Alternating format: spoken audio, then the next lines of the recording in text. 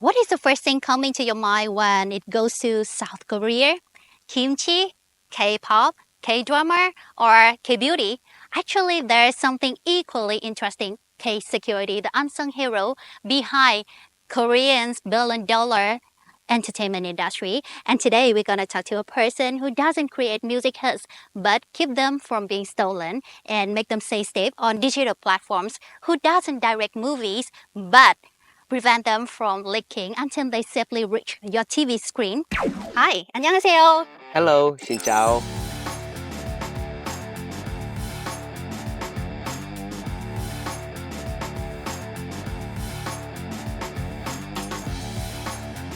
Now we're gonna have some break the ice question Yeah. for you. So your task is easy. Just answer my question as fast as possible. Okay? Okay, introduce yourself in 10 seconds. Okay, hello, my name is Chebom Kim from TTA, and I'm in charge of privacy protection and strong identity authentication technology testing and evaluation. Yeah. Nice try, nice try. Okay, who's your favorite Korean idol? Actually, I don't know next to nothing about the newest Korean idols, but I love all the Korean idols. Pink, they were debuted before than you born. Oh my goodness. Okay, who's the favorite Korean actor or actress? I love Jung Woo-sung, the old man actually, and okay, And I don't even know him. yeah. Okay, what's your favorite K-drama? My favorite one is Woo Young-woo, Woo Young-woo, the weird lawyer. Uh-huh. Sing one part of your favorite K-pop song. Oh my god! Oh What's my god! Oh my god! that? One, two, three. 널 만나면 말없이 있어도 또 하나의 나처럼 편안했던 거야. 널 만나면 수수한 내 모습에 철없는 아이처럼 잊었던 거야. 내겐 너무 소중한 너. I'm pretty sure that after this podcast, you're gonna have more fan for this. Like after so much, like, oh, I'm so shy, I'm so shy. You sing so beautifully. Okay, the next question. Let's make it fast. If you could hack a celebrity's phone or account, who could it be and why? Actually, I want to hack some politicians' mobile phone to get some information About politics. about the politics and the economics and money. Oh wow. Uh-huh. I'm not interested about the personal life of celebrity. Okay, Yeah. got it. What is the best part of your job at TTA? The freedom actually. We have some specific the goal, but how to achieve the goal is defined by ourselves. Okay, what is the most challenging part of your job at TTA? One word only. One word. Okay. Current Korean politician situation. Right now you can have more energy because it comes to the most challenging, tough question, main questions of Yeah. the podcast. Are you ready? Yes. If you are ready, let's go Into the cyberverse.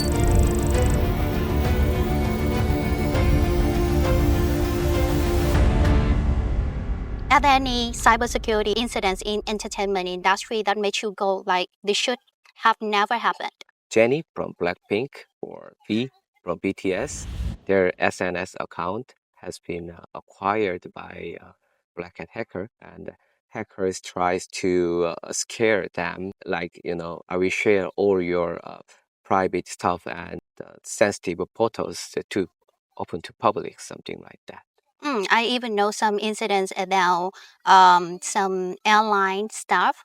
Yeah, They yeah. even like leak the information of celebrities. In some case, entertainment companies cannot even protect their celebrities. So how do they protect their data of fan across many different platforms like Weverse or Bubble?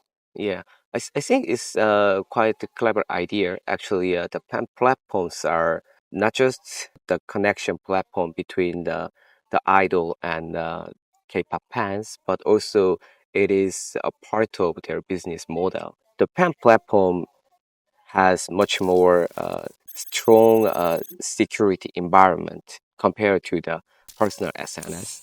So the Korean entertainment companies tries to build it up and enforcing their security aspect of their platforms like Weverse. And how do they protect unreleased content such Yeah. as unreleased song, unreleased videos, movies, scripts from leaking of that? I try to search their job descriptions for security engineers. It was very interesting for me because they tried to their best to protect their unreleased content and also to protect their user information. For instance, they are invest more about the backend security applications, and they also build up their in-house security environment for that. Yeah. It's so macro. So Yeah. let's be a little bit micro. Recently, we have heard many sad stories about celebrities, Korean celebrities who Yeah. chose to finish their lives Yeah. after a long time of cyberbullying. Yeah. I would like to reflect a little bit about myself, even though I'm not a celebrity, but I have to face cyberbullying every single day Oh because my I'm God. doing content about cybersecurity Yeah. and I am a woman. A stranger can very calmly comment that because you are a woman, you're not a good fit in this industry. Your job is to entertain men in that industry, not to speak out like this. Yeah. Or because you are a woman, so you cannot make up so much or you cannot dress up when you speak about technology. When you speak about technology, you have to reduce your appearance or even worse. As a security specialist, what can you say to the people to fight against cyberbullying? I think cyberbullying uh, cannot be stopped actually, but in Korea, some celebrities has been passed away because of the cyberbullying. Very heartbroken story. After those incidents, the Korean tech companies tries to remove comment functions, especially for the news articles for the celebrities. This is kind of safety technology to prevent cyberbullying, but this is not enough. Cyberbullying can be occur various space of online world. So the most important thing is education, and we should let people know that cyberbullying is not just funny talk or joke for them, but it is criminal, so that people are tries to prevent to write some posts for the sell-ups or like you. Yeah. How old are your kids? My elder is 12 years old, 12. and my son is 7 years old now. Are they using internet or have social media as account? They don't have a social media account, but they spend a lot of their time with YouTube, actually. Yeah. I know. It's like same here in Vietnam. But soon they're gonna have social media accounts, right? Yeah. So they can express what they think very freely. Yeah. So what could you tell them? I never thought about that. Yeah. But you have just thought about education Yeah. for Right. people to know that okay, cyberbullying is a crime. I think that many people they are not aware of what they are saying. They don't say that it's cyberbullying. They just say that I am just expressing what I think. Right. Right. But actually, that what they think can hurt the others. Right. It is cyberbullying for me. So I think that every single like parent should have their idea to educate their kids and even educate themselves about cyberbullying, about how to express what you think in a nice way, not hurt the others. I am single now. I don't have any kid yet, but I think that when I have children, I am planning to strictly teach them about how to express what they don't like on social media. Yeah. Besides cyberbullying, we also have deepfake. Yeah. It's also a very big problem now because Yes. deepfake AI generated content, fake content can target celebrities or public figures. Yeah. How do we fight back? I did a lot of research on that topic. Almost 50% of deepfake victims are Korean. That's 15, 50, or 50, half, yeah. 50. Oh my God. Yeah. Half of victims are Korean celebrities. In the technical aspect, we are trying to solve this issue by using watermark.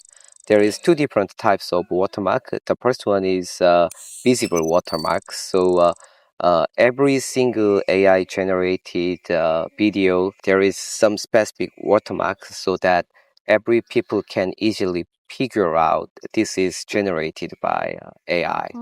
The other approach is using invisible watermark. This is kind of the electronic signature technology. So the watermark is not showing on the content itself, but it is stayed behind all the content, and someone can easily to find out this is generated video content by using some specific tools. But this is not enough because according to our research, this kind of watermark approach is only available to the platforms like, the AI service providers or something like that. They are placed on the ground actually. So if government regulations imposes like those kind of watermark, then on the ground generated AI content can contain the watermark. But the big problem is actually the generated by underground. If someone who have some knowledges on computer vision and have some skills for the coding knowledge, then he can create his own deepfake generation tool very easily. And then in this case, he may not be contain the watermark on his content, right? So this is big problem. To solve this issue, we must develop some technology for deepfake detector, something like that. But this is very very difficult to detect AI generated video, but by just simply adapting the computer vision based, the extracting some specific pictures from the video content and distinguish it. This one is the deepfake, this one is not, something like that. This is very difficult. So these days, researchers are focusing on developing some specific AI tool for distinguishing the deepfake. So this is, kind of fighting between AIs. So one AI generates the deepfake, the other one is find out the deepfake and defense the harmful content from the world. Yeah. So use AI to fight AI, right? Yeah. Most of us are not celebrities, but most of us are being online Yeah. publicly every Yeah. day. I do receive some kind of advice like that, like avoid posting your photos or your videos publicly on social media's account to prevent being digitally exploited. Yeah. How do you feel? How do you feel, and what do you think about that kind of advice? I think this is ridiculous and idiot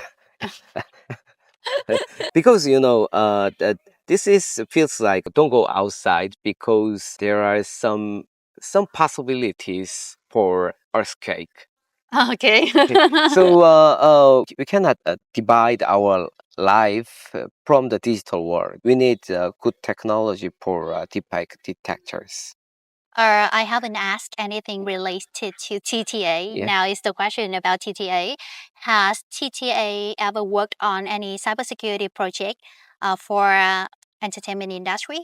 Directly, we have no project with them, but TTA has been established to developing the ICT standard and providing testing and evaluation for the given product or services. The Korean entertainment industry adopt the standards released by TTA. Uh, for example, when they broadcast their videos to the public, they use TTA's standard, and when they develop and operate their platforms, they also adopt the TTA's standard. Mm. and sometimes they are required to assessing their in-house security rules and systems by TTA assigned auditors. I never been experienced about that, and I know a lot of my colleagues work with entertainment companies, but they never seen the Korean idols in a distance. Yeah, Okay, for sure, yeah, because you just see like IT people or developers or the one right, working about like technical things, right? right. Now let's go back to how we met. Yeah, FIDO Alliance, we yeah. are both members of FIDO Alliance, which very actively promotes and advocates Passkey. I would like to know how Passkey is used now in South Korea. Are there any specific industry using it very fast, adopting it very fast, or how about general people? Okay, so all we know about that the over reliance on password is pain point of user authentication, right? So in Korea, actually, passkey adoption is rapidly grows. So many of Korean service providers are were already adopt passkey or they are considering to adopt the passkey. So Samsung Electronics, which is a global level of mobile device provider, they also released their own passkey system, and most of Koreans are use Samsung's passkey system, and they used Google one and Apple one as well. Yeah. Okay, let's go back to Vietnam Yeah. because you are sitting here in Vietnam. I would like to ask for some lesson for Vietnam. Mm, If some startup came to you and said, mm, I want to make another reverse for Vietnam, yeah. what are the top three things related to cybersecurity you're going to tell them? Uh, First one is protect user data from the first day of their business. The second thing is smart logins and access control. Adoption of FIDO Passkey is very clever idea to provide the strong user authentication and user-friendly login experience. I Yeah, just come up with a question because you told me that you're working with banks yeah, about like login protocols. yeah, I would like to ask about how about Korean banks. yeah. Are they using passkey and FIDO2 for authenticate their users? Yes, they used it. Okay, let's go back to the third point. And prevent toxic content Hmm. before it spread out. So to prevent the toxic contents and also for the unreleased the contents, uh, it should be protected by adopting encryption. You have observed two different markets, cybersecurity markets of Korea and Yeah, cybersecurity market of Vietnam. yeah. What is the biggest difference of these two? Okay, security threat is very common between two countries, but different stage and different focuses. Korea is very well known about the global IT tech powerhouse. Hmm. So most of Korean security attacks are very sophisticated and tries to get some very specific informations. We can compare with K-pop idols. The Korea's IT industry is much more like well-known K-pop idols. On the other hand, Vietnam is very dynamic, and most of new tech companies are competing in the market, and they released a lot of tests, and digital transformation is very common in Vietnam. I think the difference between two countries is the nature of technology, but security threats are the same. Hmm. We have flown around 3,000 kilometers from Korea, South Korea to Vietnam to discover about K Security, the hero behind the success of K Entertainment, very well-known K Entertainment. And we also learned some lesson for Vietnam. Thank you very much. And I think that it is one of our most special podcasts ever because you see that we are here in a very natural, romantic, K vibe environments. And I think that it's time for us to enjoy the space. Yeah. So let's say bye to our audience, the middle camera, say bye to them, and let's see next time in the next Into the Cyberverse. Bye. 안녕. Bye.